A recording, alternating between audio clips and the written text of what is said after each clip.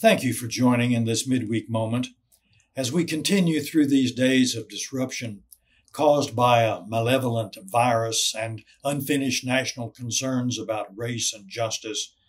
May the peace of Christ be with you this day. I sense the frustration of all of us. We seem unable to get this virus under control, and we're having a difficult time addressing what has come to be called America's original sin. Sickness and death and turmoil in the streets seem to mark our days. Our ordinary rhythms of life are upset. It feels like a very dark time, and the end is not in sight. Most of us don't cope well with darkness. It seems like fear of the dark is somehow programmed into us. I can remember as a child needing to have a light on in the hallway outside my bedroom because I was convinced there was something in my dark closet or under my bed that would do me harm. Dark took on negative connotations. During these months of isolation, the darkness can feel overwhelming and threatening. The light we found in each other's presence has vanished, and it feels like we're feeling our way along in a cave. It can be a scary and even depressing time. Our Trinity Stephen ministers have been reading a book by Barbara Brown Taylor that has given me fresh insight into these dark days. The title of the book is Learning to Walk in the Dark. As I read, I was reminded that in the Genesis story of creation, God separated the light from the dark, called the light day, and the darkness God called night. God did it without prejudice. It was to be simply part of the rhythm of life. In the light of day, we work and exercise our creativity. In the darkness of night, we rest and are renewed. But somewhere along the way, human fear crept in, and darkness and light took on moral characteristics.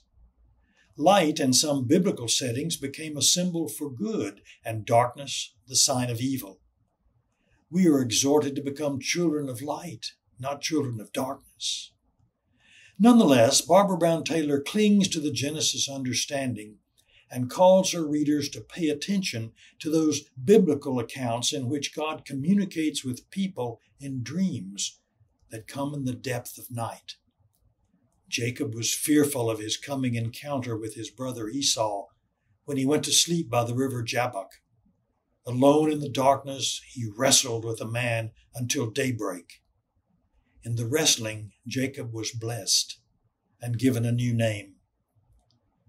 We should need no reminder that the women who came to the tomb that first Easter morning came at the break of day.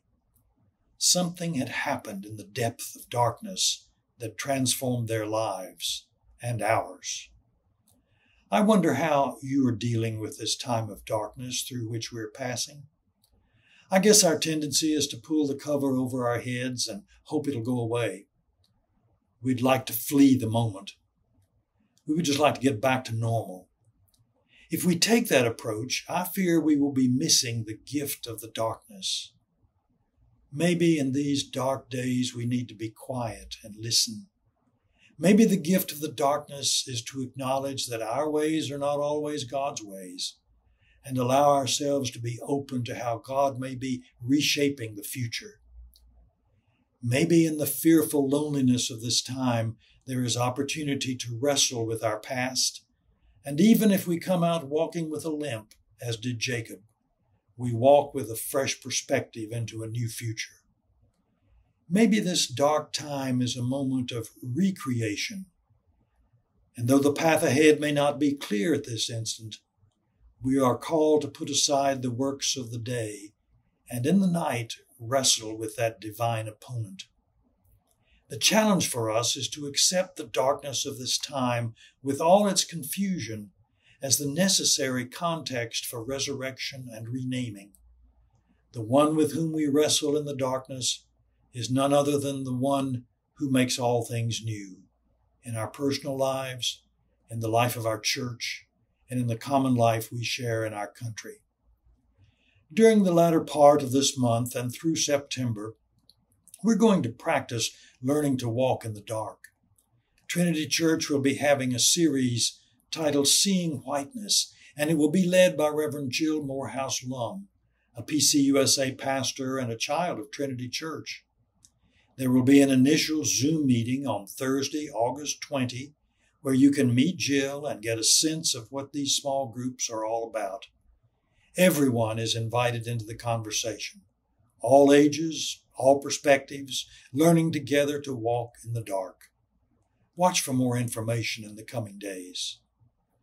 The prophet Isaiah wrote, "I will give you the treasures of darkness and riches hidden in secret places, so that you may know that it is I, the Lord, who calls you by your name."